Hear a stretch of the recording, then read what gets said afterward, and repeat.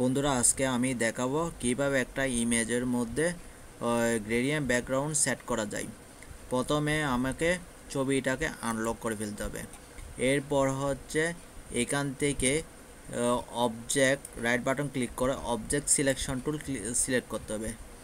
তাইলে আমি এটা পুরোটা ইমেজকে আগে সিলেক্ট করে সিলেক্ট করে নিব। তাহলে আমাকে কিছুক্ষণ অপেক্ষা করতে হবে।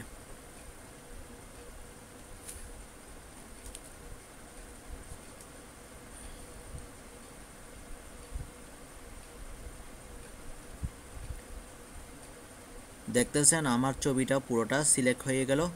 এখন আমাকে ছবির বাহিরে অংশটাকে যখন বাদ দিতে হবে সেটাকে সিলেক্ট করতে হবে। তাইলে আমি কি উপরে সিলেক্ট মেনু থেকে ইনভার্সে যাব।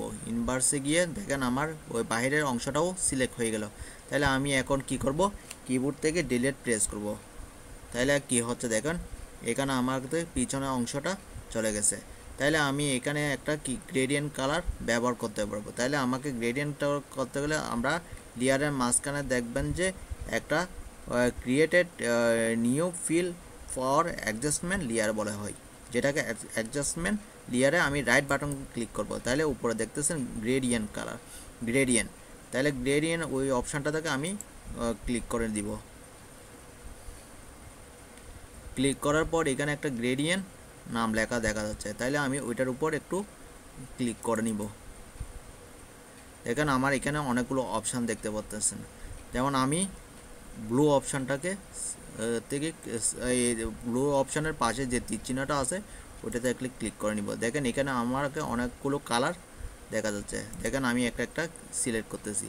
কারণ এটা নিতে পারবো, এটা নিতে পারবো, যে কোনো একটা আমার যেটা পছন্দ সেই কালারটা নিয়ে আমি কি করব, ওকে করে দিব।